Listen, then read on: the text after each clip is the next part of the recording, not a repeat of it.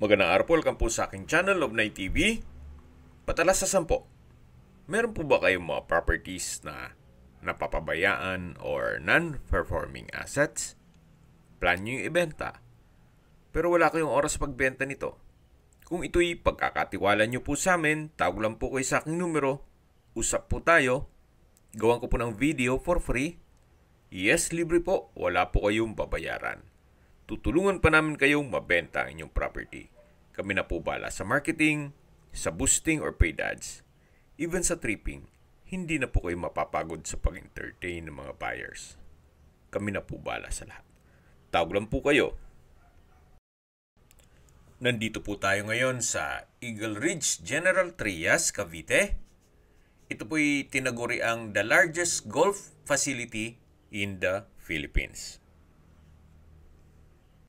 Kumpleto din po ang sports facilities gaya ng basketball court, volleyball court, badminton court, table tennis, lawn tennis, billiards, bowling, fitness gym, darts, children playroom, at swimming pool. Meron din pong 24 hours security. Okay, lipat na po tayo dito sa lupang binibenta. Ito po isang residential lot na may lot area na 475 square meters.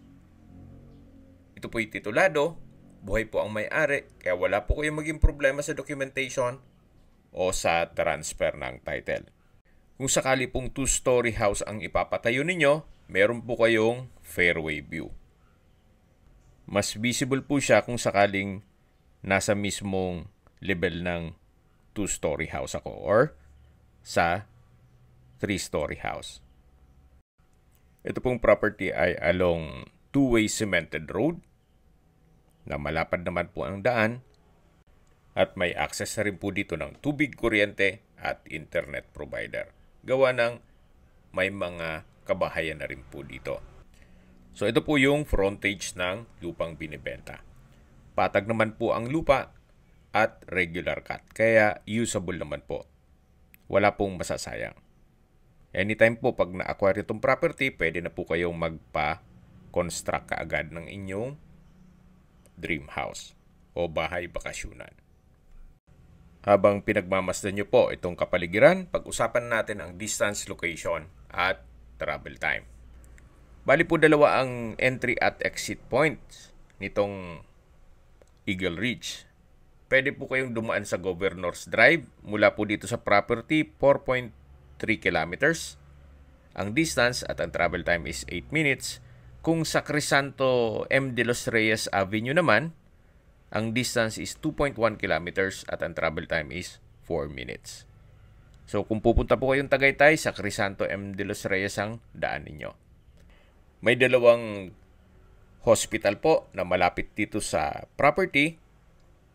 Ang Gentry Medical Center at General Trias Doctors. So ang distance is mga nasa 5.5 kilometers at ang travel time is 10 minutes.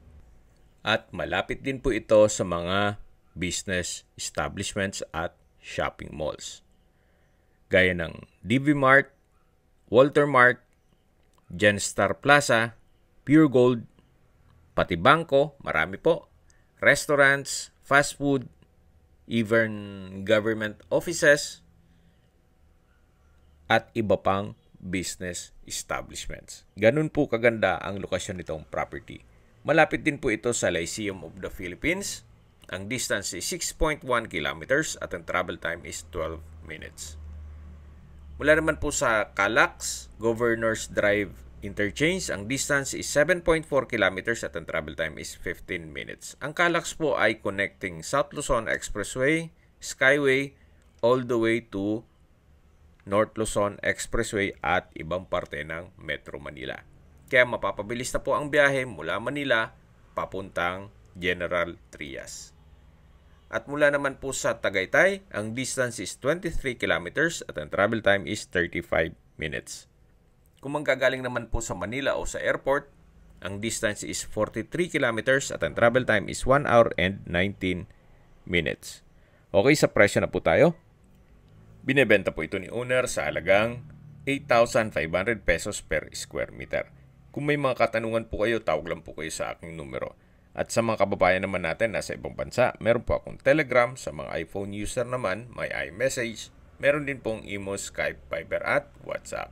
Same number lang po, 0917-316-3399. Sa mga nagtatanong naman po ng aming Facebook, meron po kaming Facebook page na Nov9TV at Facebook Real Video.